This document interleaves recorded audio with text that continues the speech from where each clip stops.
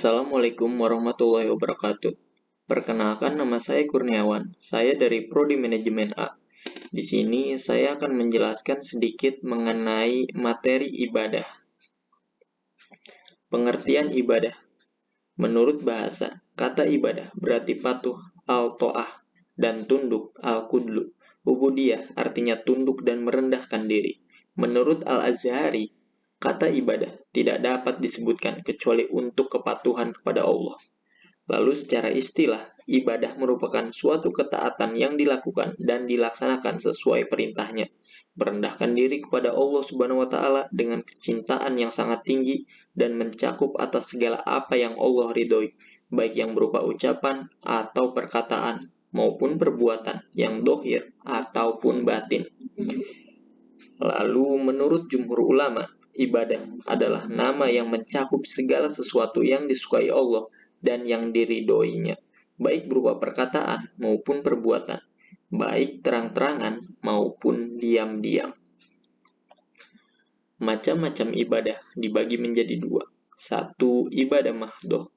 Ibadah mahdhoh merupakan bentuk ibadah yang merupakan wujud penghambaan murni seorang hamba kepada Tuhannya.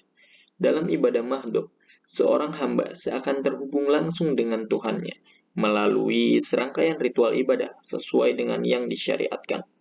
Bentuk ibadah mahdhoh tidak bisa dilakukan sesuka hati, namun harus sesuai dengan prinsip yang sudah ditetapkan.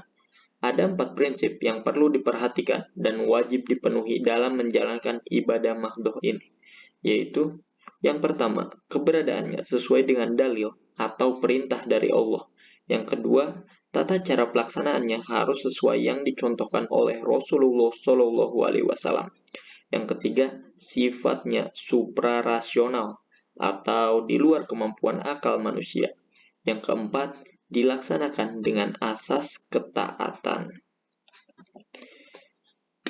Yang kedua, ada ibadah ghairu mahdhoh. Ibadah ghairu mahdhoh yaitu ibadah yang di samping sebagai hubungan hamba dengan Allah, juga merupakan hubungan atau interaksi antara hamba dengan makhluk lainnya.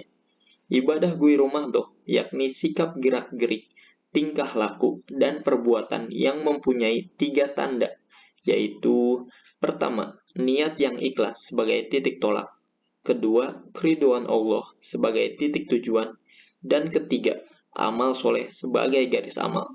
Prinsip-prinsip dalam ibadah ini ada 4. Yang pertama, keberadaannya didasarkan atas tidak adanya dalil yang melarang. Selama Allah dan Rasul-Nya tidak melarang, maka ibadah bentuk ini boleh diselenggarakan. Yang kedua, tata laksananya tidak perlu berpola kepada contoh Rasul. Karenanya, dalam ibadah bentuk ini tidak dikenal istilah bid'ah. Yang ketiga, bersifat rasional. Ibadah bentuk ini, baik buruknya atau untung ruginya, manfaat atau mudorotnya, dapat ditentukan oleh akal atau logika. Yang keempat, asasnya manfaat. Selama bermanfaat, maka selama itu boleh dilakukan. Tujuan ibadah. Yang pertama, memenuhi kewajiban manusia kepada Allah. Sebab Allah menciptakan manusia di dunia ini hanya diperintahkan untuk menjalankan segala sesuatu yang diperintahkan oleh Allah. Yang kedua, mendekatkan diri dan mencari ridho Allah sebagaimana yang termaktub dalam firman Allah. Katakanlah, sesungguhnya sholat, ibadah, hidup dan matiku hanyalah untuk Allah, Tuhan semesta alam. Tiada sekutu baginya, dan demikian itulah yang diperintahkan kepadaku, dan aku adalah orang yang pertama menyerahkan diri kepada Allah. Quran Surah Al-An'am ayat 162 sampai 163. Yang ketiga, ketakwaan hati. Ketakwaan yang mencegahnya dari maksiat dan mendorongnya untuk melaksanakan perintahnya. Yang keempat, agar kita merasakan pengawasan Allah sehingga seseorang merasa takut dan malu dalam berbuat maksiat dan dosa. Ketentuan ibadah agar diterima Allah. Yang pertama, ikhlas. Merupakan salah satu makna dari syahadat bahwa tiada sesembahan yang berhak disembah selain Allah Subhanahu wa Ta'ala. Dengan maksud agar menjadikan ibadah itu murni hanya ditujukan kepada Allah semata. Yang kedua, tidak syirik. Lawan daripada ikhlas adalah syirik, menjadikan bagi Allah tandingan atau sekutu di dalam beribadah, atau beribadah kepada Allah tetapi juga kepada selainnya. Yang ketiga, taubat dari dosa-dosa. Orang yang rajin beribadah kepada Allah, namun dalam waktu yang bersamaan, ia belum bertobat dari perbuatan syirik dengan berbagai bentuknya, maka semua amal ibadah yang telah dikerjakannya menjadi terhapus, dan ia menjadi orang yang merugi di akhirat kelak.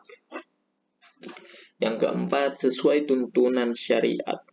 Al-ittiba, yang artinya mengikuti tuntunan Nabi Muhammad, merupakan salah satu dari makna syahadat bahwa Muhammad adalah utusan Allah, yaitu agar di dalam beribadah harus sesuai dengan ajaran yang dibawa oleh Nabi Muhammad. Yang kelima, niat karena Allah.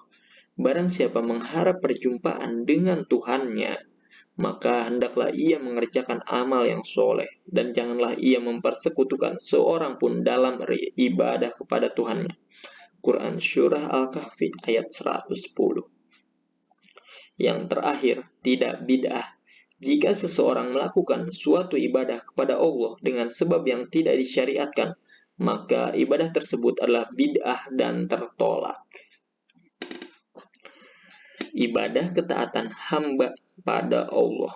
Setiap tindakan manusia yang disesuaikan dengan ketentuan-ketentuan Allah, serta menjaga diri dari batas-batas yang telah ditentukan Allah, adalah merupakan ibadah. As-Sidqi mengemukakan bahwa hakikat doa sebenarnya dapat mempunyai beberapa pengertian, antara lain ibadah, memohon pertolongan, percakapan, dan memuji. Beberapa ulama mengibaratkan doa itu laksana obat bagi rohaniah. Baik, cukup sekian yang dapat saya sampaikan. Kurang lebihnya mohon maaf. Wassalamualaikum warahmatullahi wabarakatuh.